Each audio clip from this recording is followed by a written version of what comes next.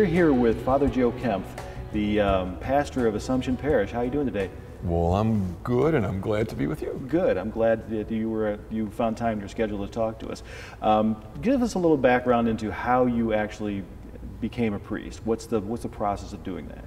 When I was a kid, there was a part of me which thought maybe being a priest would be a good way to help people. Who knows how a mom or dad created in me the desire to help people. So I went into the seminary to check it out. I went there in part.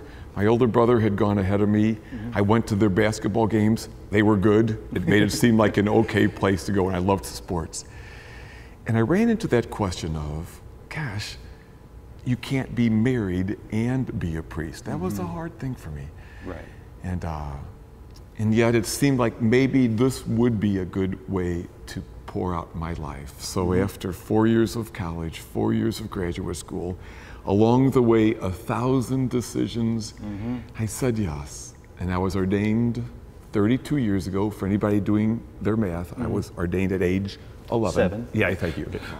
Anyway, and what I found is that I did indeed leave behind one woman in whose heart my heart would be at home, and leave behind my own kids, but I'm welcomed into many homes and hearts, and I got lots of kids to whom I can try to communicate those values that last. So it's a beautiful way, I think, to pour out a person's life.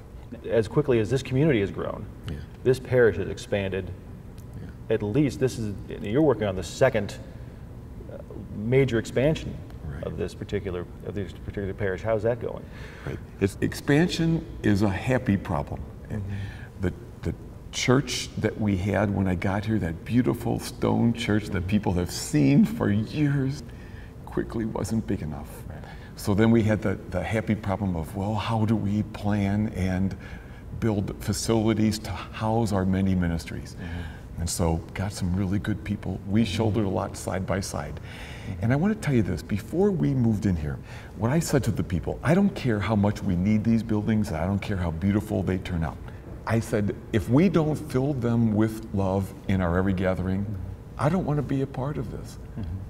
How do we have to treat each other to make sure that people can find the love of Christ in our every gathering? What especially do you enjoy about tending a flock like this? Which group are you most interested in? Oh my gosh. Yeah. Well, maybe who you drawn to as far as how the people you want to really help the most?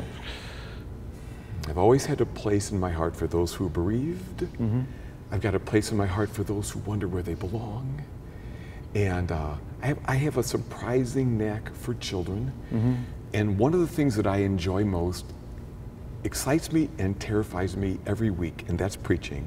I think that 11, 12 minutes before the community is the most crucial time to do the most good. And then after communion, I have a message for children. As has been well pointed out, I give a message for the adults, and then I give a message on my level. I think my intellectual fair enough. IQ is about this tall of some second grade kid. But I've developed a knack for connecting with kids, communicating those values that can last for a kid. I'll never have my own kid, but I can do what I can to help make sure kids know who they are, that they have a dignity that nobody can take from them, that it matters how we treat each other, and that God is with them always. So that's a surprising knack and a passion. So I work hard on those little messages as well. And along those lines, you met somebody a little while ago who helps you with that. I bet you're talking about my big blue furry helper. Big Al. Big Al, yeah. Big Al comes out pretty much every Sunday after communion with a message for our children. I try not to be jealous of the fact that he's much more popular than I am. I met Big Al, oh my goodness, when I was at Holy Infant in Baldwin. I was working on a series of videos for children on grief. Well, somebody introduced me to Big Al, who also cared about kids who were sad. And I like to think Big Al's a little bit more annoying than me. He disagrees, but we both have a passion for kids who are sad. I would love to hear what a Big Al would have to say about that too. Would you like to meet him? Is he around? Well, he's here. I can't promise he'll be nice, but should I bring him up? I think we ought to take the chance. All right, Big Al, come on up. Oh, he gets a little shy at first. It's okay, Big Al. Well, hi, Big Al. Hello. Who's that? Who's that? Well, Big Al, what? Well, let's let him tell you. Hi, Al. I'm Dave. How are you? I'm great. Good. Is he nice? Is he nice? Well, Big Al, I think he's really nice. I try to be nice.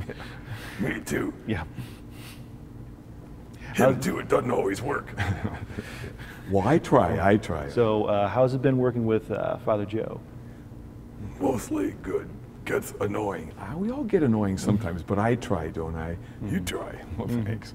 No one's perfect. No one's perfect. That's right, Big Al. But it matters that we try, don't you think? Don't you agree that it's so important to help kids? Said hard. It's sometimes hard being a kid, isn't it, Big Al?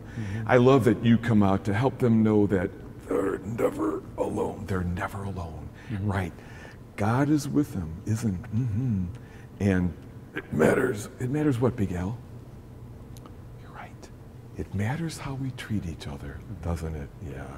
And Big Al, we gotta always work to stay loving, like Jesus. That's what we try. No one's perfect, but we try. Big Al, Father Joe, it's been such a pleasure to talk to you. I'm glad you were able to come out and see us, and have a fantastic day, both of you. Thanks. Great to meet you. Bye. And glad to meet you as well. Thanks so much for the time. And Big Al wanted to know if there's one more thing. It's okay. That's okay, Big Al. You can go ahead and say he wanted to let you know that we are praying for everybody in the city of O'Fallon and all of God's kids. And all God's kids. I think that's a great thing to do. Anything else, Big Al? What's that? Go Cardinals.